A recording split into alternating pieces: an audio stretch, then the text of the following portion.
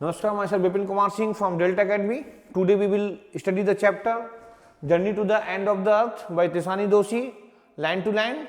Please subscribe my channel, like and subscribe my channel. So we will start the study now. If you want to know more about the planets past, present and future, अगर आप planet के present past future के बारे में जानना चाहते हैं, पृथ्वी के मतलब बात चल रही है यहाँ पर, इसमें होता क्या है कि तिसानी दोषी went to a research vessel academic Sokolsky. In this Russian research vessel she went and she went on Antarctica. Antarctica is the on the South Pole. South Pole में मतलब एक वो है कंटिनेंट है, वहाँ पर ये जाती हैं अंटार्कटिका में. एंड शी जस्ट सा the place and that place is pristine. Pristine means कहते हैं बिल्कुल अनटच्ड है, कोई उस पर किसी ने वो नहीं किया है, अभी उसमें किसी ने टच नहीं किया है उसको. तो ऐसे प्लेस पे वो जाती है. वहाँ पर आप अगर जाएंगे तो पृथ्वी का अगर प्रेजेंट पास्ट फ्यूचर आपको देखना है तो आप कहाँ पर अंटार्कटिका में जाएं. मतलब वो प्लेस जो है पूरे चेंजेस आपको देखने को मिलेंगे. जैसे ग्लोबल वार्मिंग हो रहा है नीचे पृथ्वी पर, we are just exaggerating carbon dioxide. हम लोग कार्बन डाइऑक्साइड लगातार निकाल रहे हैं बसेस से, ट्रेन से, कार से. और इससे क्या हो रहा है कि जो बर्फ है ग्लेशियर्स वो पिघल रहे हैं. तो आइस ऑफ जो माउंटेन्स ऑफ आइस हैं, ग्लेशियर्स हैं, दे आर मेल्टिंग रेगुलरली. तो वो लगातार पिघलते हुए देख सकते हैं आप वहाँ पर कि ग्लोबल वार्मिंग का क्या इफेक्ट हो रहा है. तो वहाँ पे चारों क्या है, बर्फ ही बर्फ है मतलब. तो हम लोग इस चैप्टर में बहुत कुछ इन्वायरमेंट के बारे में जानेंगे कि इन्वायरमेंट में what are the impacts of our environment, है ना. तो वो कहते हैं if you want to know more about the planet's past, यदि तुम इस पृथ्वी के प्रेजेंट पास्ट और फ्यूचर के बारे में जानना चाहते हो, Antarctica is the place to go to one wise. तो आप वहाँ जाए, अंटार्कटिका की यात्रा पर जाए. अर्ली दिस ईयर, इस साल के प्रारंभ में, I found myself aboard a Russian research vessel. मैंने अपने लिए एक रशियन रिसर्च वेसल में पाया the Akademik Shokalskiy heading towards the coldest driest windiest country in the world. जो कहाँ जा रहा था, कोल्डेस्ट मानी सबसे ठंडा, ड्राइएस्ट मानी कहते हैं सबसे सूखा, विंडीस्ट मानी जहाँ सबसे तेज हवा चलती है पूरे वर्ल्ड में. उसका नाम क्या था, अंटार्कटिका. वो कहते हैं my journey begin 13.09 degrees north of the equator in Madras. Madras में जो 13.09 है वहाँ पे चेन्नई पड़ता है. क्या पड़ता है, चेन्नई से उन्होंने अपनी यात्रा शुरू की मद्रास में. And involve crossing 9 time zones. उन्होंने इसमें 9 time zones, 6 check points, 3 bodies of water and at least as many ecosphere. Ecosphere कहते हैं जो सभी इकोसिस्टम्स का एक वो होता है, जिसमें कि लैंड पार्ट और आपका जो है वाटर पार्ट सब पड़ता है. तो उस इकोस्फीयर, चेक पॉइंट्स और ये टाइम जोन्स जो बटे हुए होते हैं लैटिट्यूड और लॉन्जिट्यूड, इस पर मतलब होते हैं. तो इनको सबको पार करके वो पहुंची वहां पर. By the time I actually set foot on the Antarctic continent. उसके बाद वो अंटार्कटिक कंटिनेंट में पहुंचती वहां पर.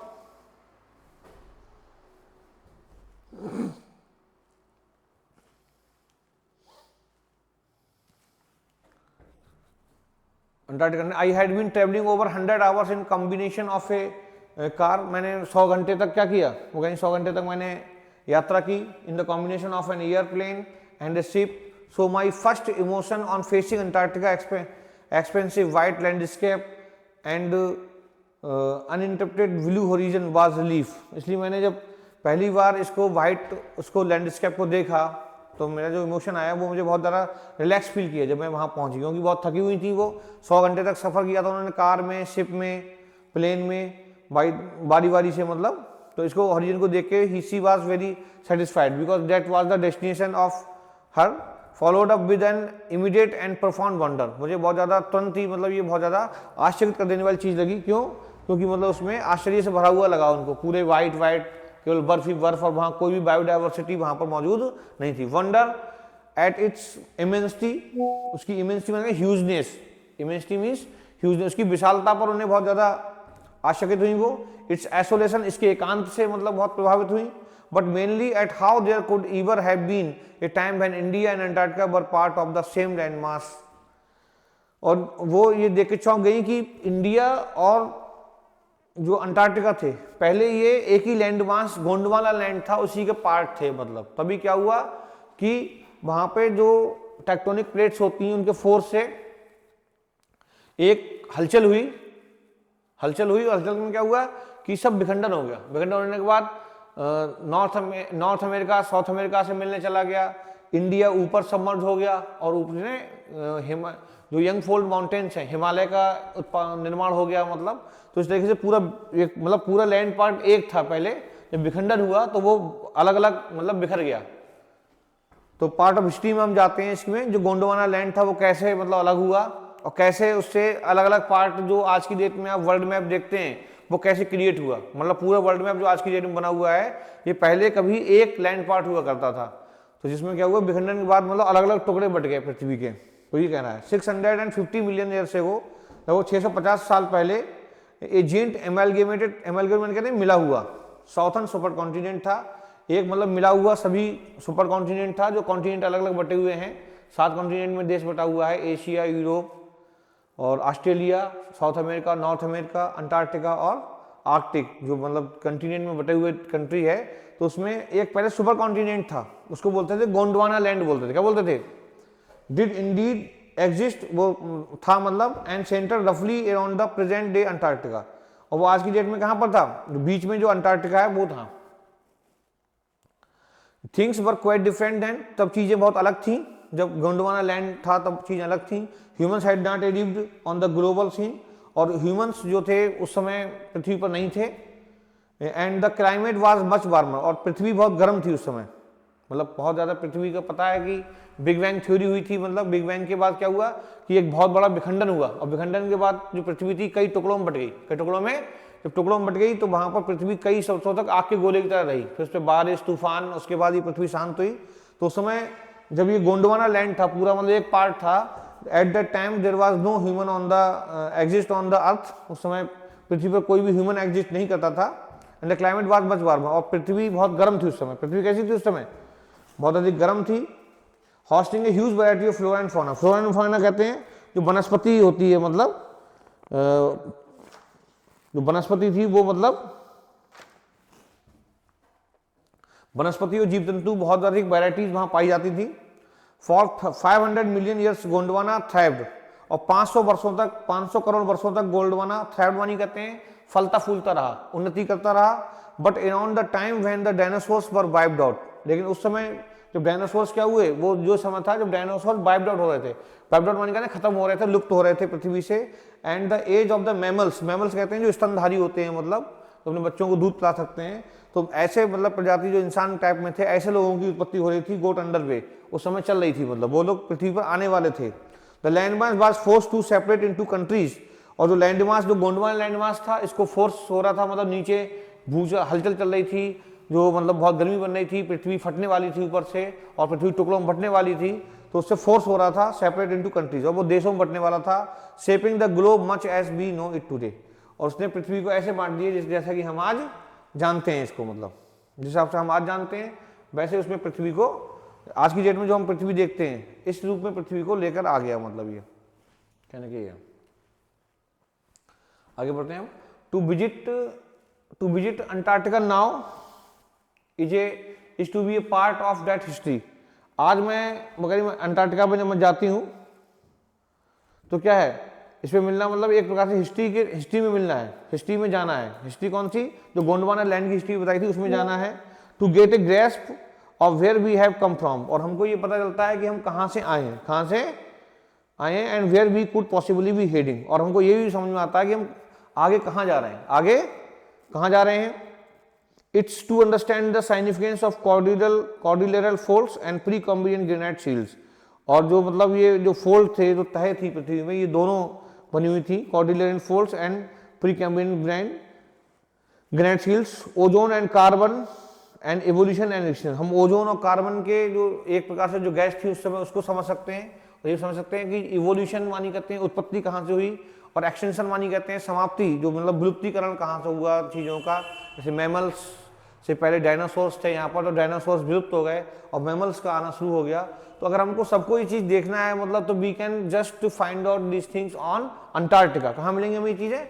अंटार्कटिका पर जाएँ तो वहाँ पर हम चीज़ों को समझ सकते हैं। When you think us to know about all that can happen in a million, the history of years it can get pretty mind boggling. Mind boggling मानी कहते हैं कि दिमाग को हिला देने वाला, दिमाग को हिला देने वाला, झकझोर देने वाला।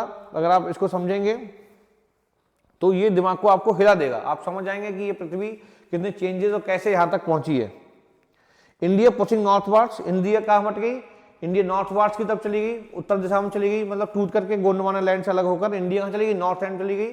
And jamming against Asia to buckle its crust stand from the Himalayas, और वहां से टकरा के क्या बन गया, हिमालय पर्वत बना लिए उसने, मतलब फोर्स से तो बने, जैसे टकराई पृथ्वी तो फोर्स से हिमालय पर्वत बन गए। South America drifting off to join North America, और साउथ अमेरिका कहां चला गया, नॉर्थ अमेरिका की तरफ चला गया। Opening of the Drake Passage, और ड्रैग पैसेज को खोल दिया to create a cold circumpolar current, और उसने एक मतलब जो है केंद्रीय करंट को जन्म दिया। कीपिंग अंटार्कटिका फ्रीज, जिससे कि अंटार्कटिका क्या हो गया, ठंडा हो गया, डिसोलेट मानी का निर्जन हो गया, जहां पे कोई आता जाता नहीं है। At the bottom of the world, और दुनिया के बिल्कुल बॉटम मानी का तली पे पहुंच गया। जैसे आप जानते हैं कि जो ग्लोब है, तो ग्लोब के नीचे जो साउथ पोल है, साउथ पोल में जो है अंटार्कटिका बिल्कुल है। वहां पर जो 24 घंटे ऑस्ट्रेलिया लाइट रहती है, ऑस्ट्रेलिया लाइट मानी कहते हैं 24 घंटे वहां पर मतलब जो है सन की रेज पड़ती है, तो 24 घंटे बाद दिन रहता है। For a sun worshipping South Indian like myself, जैसे कि वो कहती हैं कि मैं सन को, सूर्य की पूजा करने वाली साउथ इंडियन महिला हूँ। 2 weeks in place where 90% of the earth total ice volumes are stored, और 2 वीक वहां पे रही, मतलब वो जहां पर 90% पृथ्वी का जो वो है आइस है वो वहां पर जमा है, स्टोर्ड है। इज ए चिलिंग प्रोस्पेक्ट, बहुत ठंडा कर देने वाला था। Not just for circulatory and metabolic functions but also for the imagination. इसमें मतलब केवल आपकी जो मेटाबॉलिक मानी कहते हैं, जो बॉडी का एक प्रक्रिया है, बॉडी की मतलब मशीनी तंत्र है, वो ही नहीं जमता है। सर्कुलेटरी मानी कहते हैं जो हृदय संबंधित ब्लड सर्कुलेशन जो होता है वो नहीं जमता है फंक्शन, बट जो बॉडी में फंक्शन होता है ना, ब्लड संबंधित और मेटाबॉलिक संबंधित होते हैं, वो ही नहीं जमते हैं। But also for the imagination, बल्कि जो दिमाग की कल्पना है वो भी जम जाती है, उतना ठंड है मतलब वहां पे। 90% ice is the place is placed on only Antarctica. It is like walking into a giant ping pong ball. इसको ऐसा लगता है जैसे कि बहुत पिंग पोंग बॉल होती है, मतलब गोल गोल जो बॉल होती है उस पर चल रहे हैं। Divide of any human markers, और वहां पे कोई भी ह्यूमन मार्क्स नहीं है। नो ट्रीज, बिलबोर्ड्स, बिल्डिंग्स, वहां पे ऐसी कोई चीज नहीं है जो इंसानों से संबंधित होती है। ट्रीज नहीं है वहां, या मतलब जो है ह्यूमन मार्क्स नहीं है वहां पे। You loss all earthly sense of perspective and time here. आप जितना भी सांसारिक संबंधित चीजें वो सब भूल जाएंगे यहाँ पर। The visual scale ranges from the microscopic to the mighty. The visual scale जो है वो कहाँ पे माइक्रोस्कोप से देखने पड़ता है, वहां पर माइटी मानी का शक्तिशाली जो मिजेस एंड माइट्स मानी का झींगुर कीड़े मकोड़े जो होते हैं घुन टाइप में, वो देखने मिलते हैं। टू ब्लू हेल्स, वहां पे मतलब घुन से लेकर और व्हेल मछली तक। And icebergs as big as countries, और वहां पे इतने बर्फ के मतलब चट्टाने हैं, बर्फ के पहाड़ हैं जितने की बड़ी कंट्रीज हैं। जो लास्ट मतलब वहां पर जो आइसबर्ग नापा गया वो इतना बड़ा था जितना बेल्जियम कंट्री मतलब जितना बड़ा है उतना बेल्जियम के बराबर जो है वहां पे आइसबर्ग था मतलब एक। तो इसने तरीके वहां पे आपको बर्फ के गोले मिलेंगे, घुन से लेकर व्हेल मछली मिलेंगी, लेकिन वो सब कंफर्ट हैं बर्फ में रहने के लिए। मतलब the largest recorded by the size of Belgium. Days go on and on in schedule 24 hour austral summer light. वहां पर जो है दिन चलता है 24 आवर्स का, 24 घंटे ऑस्ट्रेल समर मानी करते हैं, लाइट रहती है वहां पर। और एंड यूबिक्विटस मानी कहते हैं यूनिवर्सल, सार्वभौमिक साइलेंस, शांति रहती है वहां पे, चारों तरफ वहां शांति है। Interrupted only by the occasional avalanches, जो मतलब कभी कभी डिस्टर्ब हो जाती है। इंटरप्टेड मानी कहते हैं उसमें विघ्न पड़ जाता है शांति में। जो यूबिक्विटस मानी कहते हैं बिल्कुल स्पष्ट, मतलब बिल्कुल स्पष्ट जो शांति है वो कभी कभी विघ्न पड़ जाता है। किससे पड़ जाता है? Only by the occasional avalanche मानी कहते हैं जो बर्फ के गोल ऊपर से गिरते हैं उनसे। और काल्विंग आइस शीट्स, और आइस शीट वहां पर चटकती हैं। कॉन्सक्रेट्स द प्लेस मतलब कहते हैं वो इस प्लेस को थोड़ा सा पवित्र बनाती है, पवित्रता लाती है। कॉन्सक्रेट्स मानी कहते हैं प्लेस को थोड़ा पवित्र बनाती हैं चीजें, मतलब बर्फ चटकती है, एवलांचेस गिरते हैं, और वहां पे एक चारों तरफ बर्फ ही बर्फ, और 90% बर्फ जो पृथ्वी का वो वहां पर मिलता है।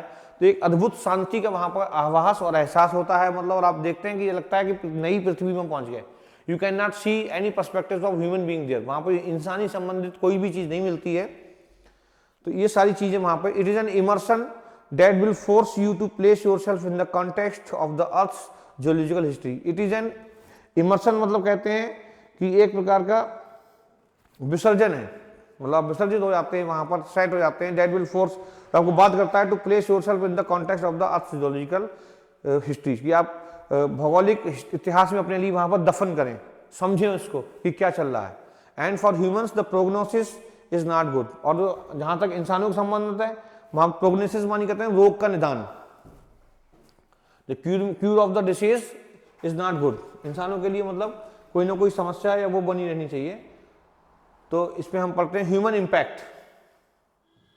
ऑब्वियसली ह्यूमन इंपैक्ट, मानवीय प्रभाव वहां पे क्या पड़ा है। जैसा आपको पता है कि मानव जब से पृथ्वी पर आया है तब से उसने क्या किया, यहाँ पर बहुत सारी फैक्ट्रीज लगाई हैं, कार्स, बसेस, ट्रेन्स, मोटरसाइकिल्स को हम रन कर रहे हैं। इससे क्या होता है कि बहुत सारा कार्बन डाइऑक्साइड जनरेट कर रहे हैं। कार्बन डाइऑक्साइड जनरेट क्या होता है, पृथ्वी पर ग्लोबल वार्मिंग बढ़ रहा है।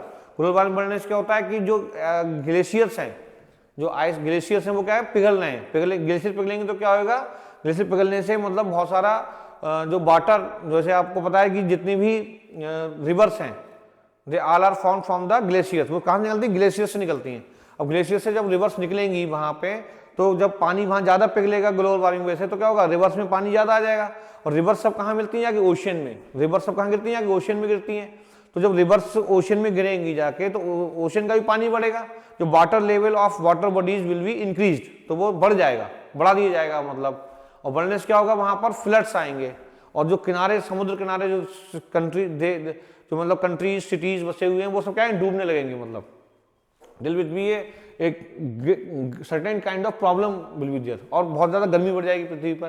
तो ये सारी चीजें जो अर्थ पृथ्वी पर आने के बाद इंसान ने की हैं, तो वो क्या इंपैक्ट डाल रही है, वो impact you can directly visit that impact on the Antarctic. Antarctic मतलब जो एक जगह है, वहां पर आप इसको डायरेक्ट विजिट कर सकते हैं। कहने मतलब ये है human impact. Human civilizations have been around for a paltry 12,000 years. Human civilizations 12,000 वर्ष से वहां पर, पाल्ट्री मानी कहते हैं तुच्छ, मतलब केवल तुच्छ, मतलब 12,000 जो साल हैं, 12,000 जो ईयर्स हैं, वो जियोलॉजिकल क्लॉक पे मतलब ये कुछ सेकेंड से मिनट्स की बात है, कुछ मिनट की बात होती है मतलब ये। तो 12,000 ईयर्स मतलब barely a few second on the geological clock. Geological clock पर ये मतलब जो है कुछ मिनट की बात, कुछ सेकंड माने जाएंगे। In that short amount of time, इस छोटे से समय में we have managed to create quite ruckus. Ruckus मानी कहते हैं हल्ला गुल्ला। हमने बहुत सारा यहाँ पर क्या कर दिया है, हमने छोटे से समय में पूरे पृथ्वी पे बहुत सारा हलचल मचा दी है, हल्ला गुल्ला कर दिया है, शोरगुल मचा के रख दिया है, मतलब पृथ्वी को लौटपट कर दिया है। जहाँ जंगल थे वहाँ पेड़ काट के शहर बसा दिए, और जहाँ मतलब ऑक्सीजन लेवल हाई रहता था पृथ्वी पर, बहुत सारे ट्रीज थे, तो क्या हुआ, ऑक्सीजन लेवल गिर गया, कार्बन डाइऑक्साइड का लेवल बढ़ा दिया। और पृथ्वी, हमारी जो रिवर्स थी वो प्यूस थी, पवित्र थी, उनको हमने गंदा कर दिया, उसमें कीचड़ और मतलब पॉलीथीन डाल डाल के। तो ये सारे जो रुकूज हलचल की है मतलब पृथ्वी ने, etching our dominance over nature with our villages, town, cities, megacities. और हम क्या कर रहे हैं, अपने जो हमारा डोमिनेंस है उसको हम साबित कर रहे हैं, किसके ऊपर, नेचर के ऊपर खींच रहे हैं, मतलब village, town, cities, mega cities बसा रहे हैं। The rapid increase of human population has left us battling with other species. और जो रैपिड मानी कहते हैं तेजी से, इंक्रीज मानी कहते हैं बढ़ रही है, क्या बढ़ रही है, ह्यूमन पॉपुलेशन, जो मानव की जो जनसंख्या बढ़ रही है, उसने हमको बैटल में डाल दिया, किससे, अदर स्पीसीज से। जो अन्य प्रजातियां हैं पृथ्वी की, उनसे फॉर लिमिटेड रिसोर्सेज।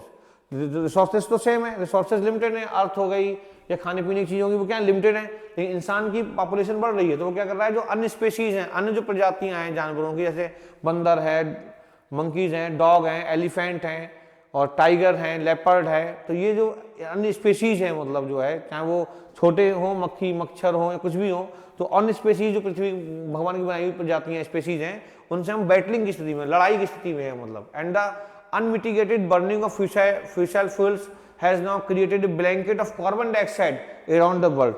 अनमिटिगेटेड मानी कहते हैं एब्सोल्यूट, जो मतलब क्लियर कट, अनमिटिगेटेड मानी कहते हैं क्लियर कट, जो मतलब एक प्रकार से बर्निंग ऑफ फिशल फ्यूल्स में आता है, जैसे पेट्रोल, डीजल, कोयला, ये सब चीजें हम जला रहे हैं, मतलब लगातार यूज कर रहे हैं इनका। Now created a blanket, blanket माने कंबल लगा दिया है, क्या कंबल बना दिया है, carbon dioxide around the world. पूरी दुनिया में हमने कार्बन डाइऑक्साइड का एक कंबल की तरह इसको, पृथ्वी को ढक दिया है। किससे ढक दिया है, कार्बन डाइऑक्साइड के कंबल सा है। और बना कैसे है ये, जो हम फिशल फ्यूल्स, पेट्रोल, डीजल और कोल की चीजें यूज कर रहे हैं, उससे मतलब ये बन गया है which is slowly but surely increasing the average global temperature. इससे क्या हो रहा है, स्लोली बनेगा धीरे धीरे लेकिन श्योरली, लेकिन निश्चित ही क्या कर रहा है, इंक्रीज कर रहा है। किसमें इंक्रीज कर रहा है, ग्लोबल टेम्परेचर को ये बढ़ा रहा है। जो एवरेज ग्लोबल टेम्परेचर है जिसमें एक ह्यूमन बीइंग या फिर अन्य स्पेसीज ऑफ क्रिएचर सर्वाइव करती हैं, उसको ये क्या कर रहा है, इंक्रीज कर रहा है डे बाई डे, धीरे धीरे कर रहा है लेकिन कर निश्चित रहा है। Climate change is one of the most hotly contested environmental debates of our time. जो क्लाइमेट चेंज है वो आज की डेट का बहुत बड़ा एनवायरमेंटल डिबेट्स है, और स्कूल्स में और मतलब क्लासेस में, बोर्ड एग्जाम्स में इस पे एसेस लिखने को आते हैं। Global warming is the most burning topic of this days. Will the West Antarctic ice sheet melt entirely, और इसमें ये पूछे जाते हैं प्रश्न, क्या ये अंटार्कटिक जो आइस शीट है पूरी पिघल जाएगी। Will the Gulf Stream ocean current will disrupted, क्या मतलब गल्फ स्ट्रीम जो ओशन करंट है वो खत्म हो जाएगी, ब्रेकडन हो जाएगा उसका। Will it be the end of the world as we know, क्या ये पृथ्वी का अंत हो जाएगा। मे बी, हो भी सकता है और मे नॉट भी, और नहीं भी हो सकता है। Either way Antarctica is a crucial element in this debate, कुछ भी हो लेकिन अंटार्कटिका जो है इस क्रूशियल एलिमेंट में एक प्रकार का क्रूशियल मानी करने में मोस्ट इंपॉर्टेंट रोल निभाने वाली चीज है। Not just because it is the only place in the world, इसलिए नहीं केवल ये अकेला दुनिया में केवल अकेली मतलब स्थान है, which has never sustained a human population and therefore remains relatively pristine in this aspect। इसलिए क्योंकि ये यहाँ पे ह्यूमन पॉपुलेशन नहीं, इसलिए नहीं, बल्कि ये क्या है, therefore remains pristine मानी करते हैं अनटच्ड है, मतलब इस पे कोई हलचल नहीं हुई है, कोई अभी तक गया नहीं है, मतलब बिना कोई गया हुआ है वहां पर इस एस्पेक्ट में। बट मोर इम्पोर्टेंटली मुख्य रूप से because it holds it's ice course 500,000 years old carbon records trapped in its layers of ice, क्योंकि इसकी जो लेयर्स ऑफ आइस हैं, तो वहां पे बर्फ जमी हुई है, उसमें क्या है कि 500,000 मान कहते 50 करोड़ साल पुरानी भी कार्बन रिकॉर्ड्स आपको मिल जाएंगे। जो कार्बन डेटिंग से मतलब पता करते हैं कितनी पुरानी है, तो वहां पर आपको पृथ्वी के बारे में अगर जानकारी लेनी है तो कार्बन डेटिंग के अकॉर्डिंग वहां 500,000 मीन्स 50 लाख साल पुरानी जो वो भी मिल जाएंगी, वहां पर कार्बन कण मिल जाएंगे आइस पर, क्योंकि वहां पर ह्यूमन मूवमेंट नहीं हुआ है, और जगह पर ह्यूमन मूवमेंट हो गया है। If you want to study and examine the earth's past present future, Antarctica is the best place to go. अगर कोई व्यक्ति चाहता है पृथ्वी के प्रेजेंट पास्ट फ्यूचर की, अब पृथ्वी पहले कैसी थी, अब कैसी पृथ्वी है और आगे कैसी हो जाएगी मतलब, तो उसको सीधा कहाँ जाना चाहिए, अंटार्कटिका पर। क्योंकि अंटार्कटिका पे क्या है, उसको ऐसी मतलब चीज मिल जाएगी जहां पर जो बिल्कुल इंसान से बिल्कुल संबंधित नहीं, इंसान ने उसको टच नहीं किया है। Students on Ice the program I was working with on the Shokalskiy, Students on Ice program था ये, जिस पर वो सोकल्स्की जो मतलब वेसल था उस पर काम कर रही थी। aims to do exactly this by taking high school students to the ends of the world and providing them with inspiring educational opportunities which will help them foster a new understanding and respect for our planet। तो aims to exactly this जो high school के बच्चों को बोले गई थी वहां पर, ends of the world, end of the world माने दुनिया के अंत छोर पर, मतलब अंटार्कटिका पर ले गई थी। and providing them with inspiring educational opportunities, और उनको प्रोवाइड मानी उपलब्ध कर रही थी एजुकेशनल अपॉर्चुनिटी, शैक्षणिक अवसर उनको मिल रहे थे कि वो कुछ शिक्षा ले, वहां जाकर के समझें, उसको इंस्पायर कर रही थी, मोटिवेट कर रही थी। Which will help them, foster मानी करते हैं एनकरेज करना, फोस्टर मानी करते हैं एनकरेज कर रही थी। A new understanding and respect for our planet, उससे उनके मन में एक नई अंडरस्टैंडिंग और प्लैनेट के प्रति एक नया सम्मान जागेगा बच्चों के मन में। फोस्टर मानी कहते हैं उत्पन्न होगा या जगेगा मतलब। It has been in operation for 6 years now, अब 6 वर्ष हो गए थे। Headed by Canadian Geoff Green, Canada के जोफ ग्रीन मतलब एक व्यक्ति थे, ये मतलब इसको हेड कहते हैं इस प्रोग्राम के, मतलब वो थे अध्यक्ष थे। Who got tired of carting celebrities and retired rich curiosity seekers who could only give back in limited way. इससे पहले जो 6 साल से मतलब ये सोकल्स्की प्रोग्राम चला रहे थे, तो इसमें ये क्या करते थे कि हु गोट टायर्ड ऑफ, जो थक गए थे, सेलिब्रिटीज मानी कहते हैं बड़े बड़े, जैसे अनिल कपूर, अक्षय कुमार, ये शाहरुख खान, ये सब सेलिब्रिटीज हैं, तो सेलिब्रिटीज को ले जाते थे, या रिटायर्ड पीपल ले जाते थे, या रिच पीपल ले जाते थे। क्यूरियोसिटी सीकर्स, या मतलब बहुत ज्यादा उत्सुक होते जाने को, उनको ले जाते थे। तो ये लोग क्या कर रहे थे, रिटर्न में बहुत कम दे रहे थे, रिटर्न में बहुत कम दे रहे थे in comparison to the students. अब वो इस बार उन्होंने क्या किया कि सेलिब्रिटीज को, रिच पीपल को, क्यूरियोसिटी सीकर्स को नहीं लाए वो, अब की बार किसको लाए, स्टूडेंट्स को लेके आए, वो भी 10th क्लास के, क्योंकि 10th क्लास के बच्चे जो है बड़े होकर अधिकारी बनेंगे।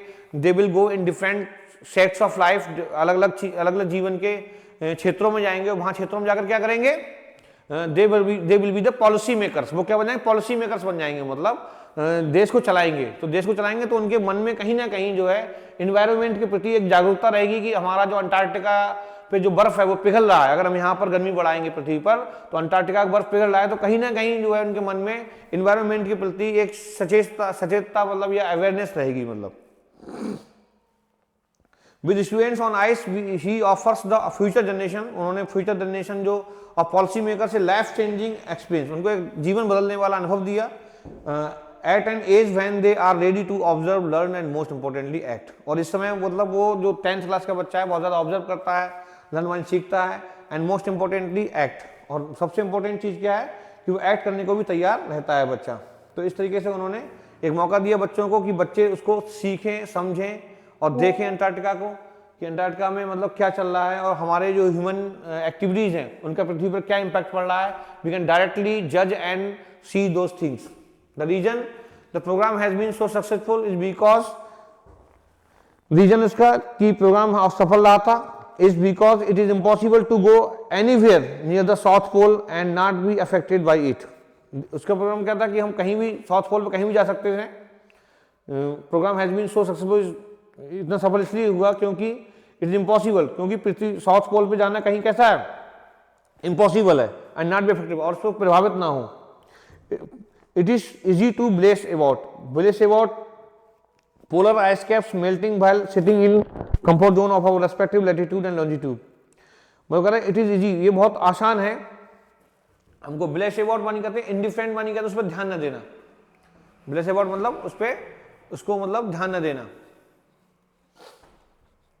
ब्लेस अबाउट मतलब होता है कि उस पर ध्यान न, इंडिफरेंट रहना, उस पर ध्यान नहीं देना। पोलर आइस कैप्स मेल्टिंग, जो आइस कैप्स मेल्ट हो रही है वहां पर अंटार्कटिका पर, और हम अपने कहाँ बैठे हुए, अपने घरों में बैठे हुए हैं शांति से, बरेली में, लखनऊ में, दिल्ली में बैठे हुए घरों में। तो हमको ये नहीं पता कि वहां पर कितनी तेजी से आइस पिघल रहा है और वहां पर क्या हलचल हो रहा है। तो while sitting in the comfort zone बैठे हुए हैं of our respective latitude and longitude. जो हम रहते हैं कहीं पर लखनऊ में रहें या इलाहाबाद रहें या दिल्ली रहें या बरेली रहें, तो हमारा जो हाउस है वो लैटिट्यूड पे, लॉन्जिट्यूड जो ज्योग्राफिकल मतलब लाइंस होती हैं ग्लोब पर, जो लैटिट्यूड और लॉन्जिट्यूड लाइंस होती हैं जिनसे हम मतलब किसी प्लेस की स्थिति को पता करते हैं कि वो व्यक्ति कहाँ पर खड़ा हुआ है, कौन से लैटिट्यूड पे है, कौन से लॉन्जिट्यूड पे है, ये एड्रेस होता है एक प्रकार से अर्थ का। तो वहां पर हम रह रहे हैं तो हमको ये नहीं पता कि वहां पर क्या चेंज चल रहा है, but when you can visibly see glaciers retreating and ice shelf. लेकिन जब आप वहां जाएंगे, जब आप पहुंचे बच्चे वहां पर, उन्होंने ग्लेशियर्स को रिट्रीटिंग मानी कहते हैं, पिघलते हुए देखा, आइस शेल्फ्स कोलैप्सिंग, आइस को आपस में टकराते हुए देखा, चटकते हुए देखा। You begin to realise that the threat of global warming is very real. तब आपको समझ में आएगा कि जो ग्लोबल वार्मिंग की बात हम करते हैं, पृथ्वी को जो ग्लोबल वार्मिंग बढ़ा रहे हैं, उसका वो मतलब जो टेंशन है, जो मतलब एक इन्वायरमेंटल डिबेट चल रहा है वर्ल्ड में, वो रियल है, कैसा है, वास्तव में है। Antarctica because of her simple ecosystem and lack of biodiversity, जैसे अंटार्कटिका जो वहाँ पर सिंपल इकोसिस्टम है, ज़्यादा मतलब बायोडाइवर्सिटी वहाँ पर नहीं है। बायोडाइवर्सिटी मानी वनस्पति और जो तंत्र होता है मतलब एक, वो वहाँ पर नहीं पाया गया है। Is the perfect place to study how little changes in the environment can have big repercussions. Repercussions मानी कहते हैं परिणाम, दुष्परिणाम, मतलब रिपरकशन मतलब कहते हैं परिणाम नहीं, दुष्प्रभाव, दुष्परिणाम मतलब पड़ते। तो ये परफेक्ट प्लेस है स्टडी करने के लिए कि थोड़ा सा एनवायरमेंट में चेंज होता है तो कितना बड़ा दुष्परिणाम, दुष्प्रभाव मतलब एनवायरमेंट पे पड़ रहा है आज की डेट में। टेक द माइक्रोस्कोपिक फाइकोप्लैंटन, अब वो एग्जांपल देता है एक घास का, जो माइक्रोस्कोप से आप देखेंगे। फाइकोप्लैंटन एक घास होती है मतलब जो पाई जाती है, किसमें, ओशियन में पाई जाती है, it is found in ocean. तो फाइकोप्लैंटन दोज ग्रासेस ऑफ द सी, जो क्या है, फाइकोप्लैंटन क्या है, ये जो है ग्रासेस ऑफ द सी है, पूरा मतलब जो तंत्र है। जैसे यहाँ पर पृथ्वी पर भी पौधों पर ही हम लोग निर्भर करते हैं, अगर पौधे नहीं होंगे तो ना कुछ नहीं मिलेगा, मतलब हम जी नहीं पाएंगे। If there will be not the process of photosynthesis, photosynthesis की प्रोसेस अगर यहाँ पर अर्थ पर नहीं होगी तो हम जिंदगी नहीं जी पाएंगे, मतलब चैन से जी नहीं सकते, ये समझ लीजिए आप। और अगर फोटोसिंथेसिस नहीं होगा तो पृथ्वी पे मतलब कोई फूड ही नहीं होगा, स्टार्च नहीं मिलेगा। जो फोटोसिंथेसिस के थ्रू मतलब in the presence of sunlight the plants gets water from the root inside the earth, root जो होती है इनसाइड द अर्थ होती है, तो उससे पानी वहां जनरेट करते हैं, ऊपर सनलाइट देते हैं, इसमें क्लोरोफिल नाम का एक कार्बन होता है, उससे क्या होता है, उससे मतलब जो है ऑब्जर्वेशन से पौधे भोजन बनाते हैं। और डायरेक्टली और इनडायरेक्टली हर एक इंसान, हर एक जीव, हर एक स्पीसीज जो है इन पौधों पे क्या करता है, निर्भर करता है जीवन जीने के लिए। ऐसे ही समुद्र में एक घास होती है फाइटोप्लैंक्टन, जो मतलब क्या है, पौधों की तरह दोज ग्रासेस ऑफ द सी, ये समुद्र की घास है, इसमें मतलब पूरा जीवन चलता है। That nourish and sustain the entire southern oceans food chain, जिससे पूरी फूड चेन को सस्टेन करती हैं, बना के रखती हैं साउथ उसमें। दीज सिंगल सेल्ड प्लांट्स, ये जो एक सेल वाले प्लांट होते हैं, use the sun's energy to assimilate carbon and synthesise organic compound in that wondrous and most important of process called photosynthesis.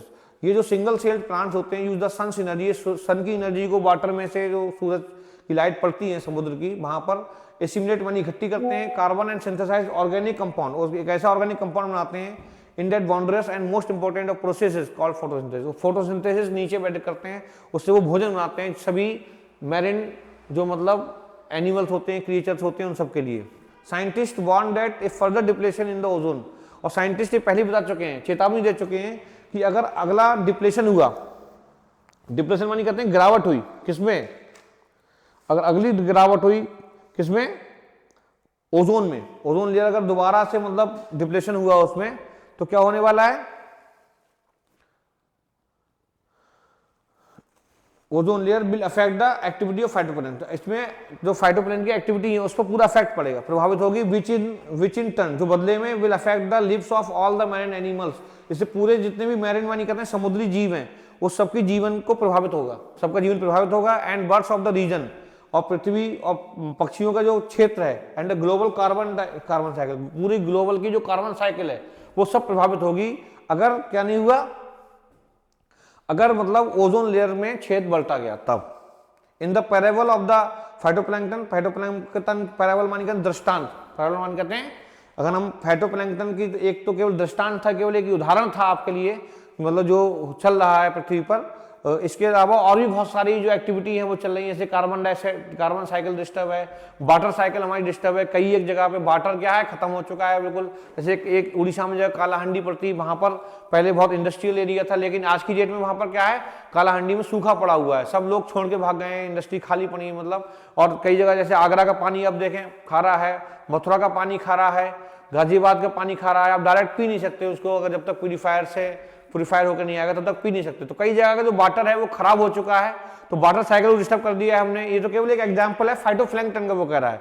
इस प्रकार से बहुत सारी जो हमने पृथ्वी पर रहने के बाद रुकूज मानी कहते हैं हलचल को क्रिएट कर दिया है, मतलब पूरी पृथ्वी के एनवायरनमेंट को हिला के रख दिया इंसान ने, और इंसान ने पूरी पृथ्वी पे नेचर पे कब्जा करने का प्रयास किया है, नेचर पे मतलब इस तरीके से जो लास्ट 12,000 ईयर्स जो हुए हैं इसको इंसान को यहाँ पर, उन्होंने पूरे पृथ्वी को हलचल मचा दिया है और स्पीसीज को रहना मुश्किल कर दिया है। यहाँ पर सभी स्पीसीज को खतरा बन गई है स्पीसीज जो इंसान की है, which in turn will affect the lives of all the marine animals and birds of the region and the global carbon cycle. In the parable of the phytoplankton there is a great metaphor for existence. और इसमें क्या है, phytoplankton का दृष्टांत हम देखें तो ये इस तरीके से एग्जिस्टेंस मानी अस्तित्व बात बन के आ गई है, हमारे अस्तित्व मतलब मुश्किल में पड़ जाएगा अगर हम इस तरीके से एक्टिविटी करते रहे तो। Take care of the small things and the big things will fall into place. उसने कहा कि हम छोटी छोटी चीजों का ध्यान नहीं रखेंगे, मतलब अभी हम कार्बन पे ध्यान नहीं दे रहे हैं, कार्बन मतलब एक्सप्रेशन में ध्यान नहीं दे रहे हैं, अभी हम जो ग्लोबल वार्मिंग पे ध्यान ना दें, अभी हम फाइटोप्लैंक्टन नष्ट होती आ रही है, मतलब फोटोसिंथेसिस नहीं कर पा रही है, उस पर ध्यान नहीं देंगे। वाटर साइकिल हमारी ब्रेक हो रही है पृथ्वी पर, जैसे जो अभी बताते हैं बड़े बूढ़े की जो पानी हमारे बाबा ने पिया होगा वही पानी आज की डेट में हम लोग पी रहे हैं, मतलब। तो ये साइकिल क्या है, वाटर साइकिल के जरिए ऐसा हुआ है। लेकिन अब क्या है कि लोग वाटर साइकिल को ब्रेक कर रहे हैं, अब आपने सीमेंटेड कर रहे हैं हर चीज को, तो पानी नीचे जा नहीं रहा है, जब वाटर नीचे नहीं जाएगा तो फिर वाटर लेवल नहीं बढ़ेगा, वो पानी दोबारा जो है ऑब्जर्वेशन से, प्रेसिपिटेशन से, कंजर्वेशन से दोबारा आता है पृथ्वी पर, तो वो चेन क्या कर रहे हैं हम लोग, ब्रेक कर रहे हैं। तो इस तरीके से आपने देखा कि कैसे इंसान जो है एनवायरनमेंट को नुकसान पहुंचा रहा है डे बाई डे। और हम लगातार आप देखें कि एरोप्लेन और ये सब फॉसिल फ्यूल्स का यूज तो कर ही रहे हैं बड़ी मात्रा में, तो इससे क्या है पृथ्वी को बहुत बड़ा लॉस इससे हो रहा है। वॉक ऑन द ओशियन, अब हम ओशियन पे चलते हैं, ओशियन पे घूमेंगे। My Antarctic experience was full of such epiphanies, मेरा जो अनुभव था अंटार्कटिक पे जाने का वो इस प्रकार के एपिफेनीज मानी कहते हैं उपसंहार, ऐसे उपसंहारों से या ऐसे मतलब कंक्लूजन से भरा हुआ था। But the worst occurred just short of the Antarctic Circle of 65.55 degree south, लेकिन सबसे बड़ा जो अनुभव हुआ मुझको वो कहाँ हुआ, इस सर्कल पर 65.55 डिग्री साउथ में हुआ।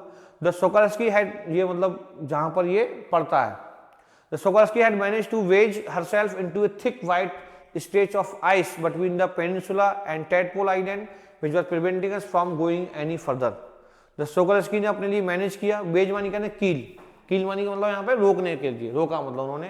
हर्सल into a thick white stage, वहां पे पूरा बर्फ पड़ा था, पेनिनसुला जो लैंड था, पेनिनसुला मानी कहते हैं जो थ्री साइड से वाटर बॉडीज थी मतलब वहां पर, एंड टैडपोल आइलैंड पर जाने से रोका हमें, which was preventing us from going any further. उसके बाद आगे हम नहीं गए कि जो टैडपोल आइलैंड होता है जो चारों ओर से बर्फ से घिरा होता है, वो पानी से घिरा होता है मतलब वाटर, लेकिन वहां जो वाटर था वो सब जमा हुआ था। जैसे इंटरटेनमेंट पिक्चर में आपने देखा होगा वो डॉग पानी के अंदर चला गया, तो ऐसा पानी वहां जमा हुआ था, मतलब वाटर जमा हुआ था, तो उसने उसको रोका आगे जाने से। टैडपोल पेनिनसुला पानी कहते हैं तीन साइड से जो वाटर बॉडी से घिरा हुआ जगह होता है उसे पेनिनसुला बोलते हैं, और टैडपोल आइलैंड मतलब आइलैंड बोलते हैं जो चारों ओर से घिरा हुआ था, वहां पे वो रुक गए। The captain decided we were going to turn around and head back north, और उसने हमें बताया कि हम लोग आगे नहीं आएंगे, अब नॉर्थ की तरफ पढ़ते हैं। बट बिफोर वी डिड, इससे पहले कि हम करते, we were all instructed to climb down the gangplank. Gangplank मानेगा तख्ता, गैंग प्लैंक मान कहते हैं, उससे पहले हम कहा गया कि हम तख्ते से उसको उतर जाएं, एंड बैक ऑन द सी, और समुद्र पर चलें। तख्ता कौन सा, मतलब जहाज पे थे ना, मतलब बोलो तो जहाज के तख्ते से उतर जाएं और कहां पे चलें, और समुद्र पे चल के देखें। समुद्र कैसे जमा हुआ था, मतलब बर्फ था मतलब वो। सो देयर वी आर, तो वहां पर हम सब लोग जो 52 लोग थे, all 52 of us kitted out in Goretex. Kitted out मानी कहते हैं उतर गए, वहां से निकल गए, मतलब हम लोग किटेड आउट हो गए, किटेड आउट कहते बाहर निकल गए वहां से, आउट इन गोरटैक्स में, and glades walking on the stark. Stark मान के वहां पे सफेद ही सफेद बर्फ ही बर्फ था, मतलब पानी नहीं था, वो पानी जमा हुआ था, मतलब स्टार्क मान के निरा, एब्सोल्यूट क्लियर। स्टार्क व्हाइटनेस थी वहां पर, that seem to spread out for you, ऐसा लग रहा था वो पूरी वहीं पर फैली हुई है, मतलब समुद्र था लेकिन समुद्र कैसा था, सब जमा हुआ समुद्र था, व्हाइटनेस थी सब में। Underneath our feet was a metre thick ice pack, हमारे पैरों के नीचे 1-1 मीटर मजबूत आइस पैक मानी कहते बर्फ जमी हुई थी। Underneath that 180 metres of living breathing salt water, और उसके नीचे 180 मीटर नीचे लिविंग जिंदा और ब्रीथिंग सांस लेता हुआ गर्म साल्ट पानी कहते हैं, नमकीन पानी था, ओशन का पानी था। ओशन का पानी आपको मालूम है कि साल्टी होता है, तो साल्टी वाटर हमारे नीचे था, और ऊपर से मतलब जो था आइस पैक था 1 मीटर थिक, उस पर हम चल रहे थे। उस पर हम इन द पेरीफेरी मानी कहते हैं किनारा, पेरीफेरी मानी कहते हैं किनारा पे, क्रैब ईटर सील्स वर स्ट्रेचिंग, किनारे पर मतलब उस समुद्र के किनारे पर वो देख रही थी कि जो क्रैब खाने वाली वो सील्स होती हैं, सील्स एक मतलब मछली होती है, स्ट्रेचिंग मानी फैली हुई थी, and sunning themselves on the ice floes much like stray dogs will do under the shade of the banyan tree. तो वो जो क्रैब ईटर्स जो मतलब वो थी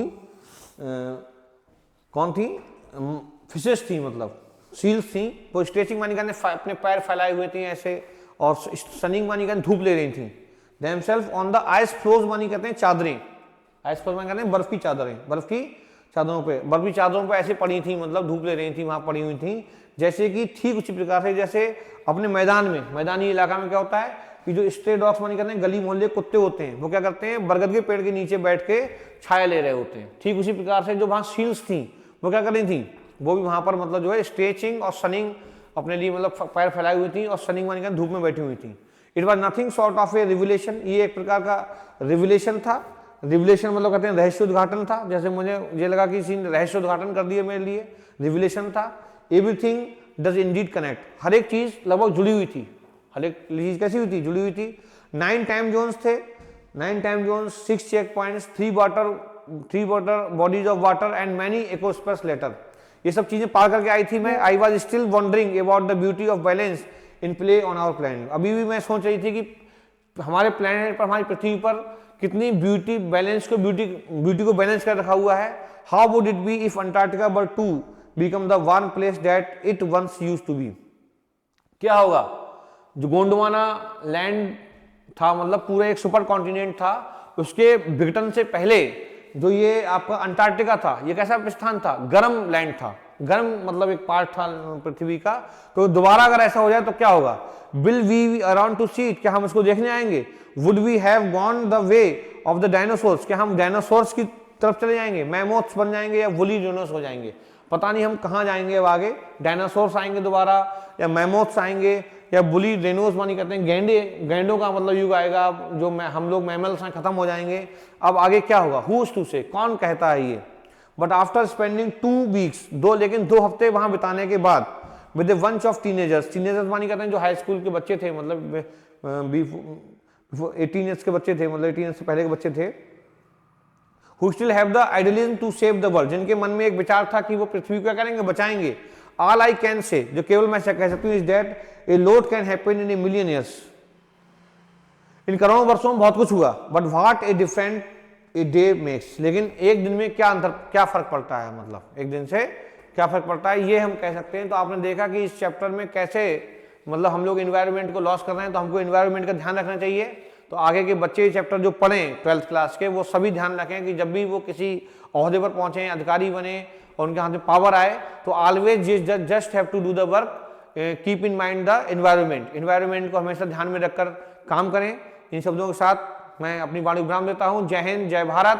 please like and subscribe my channel. Thank you.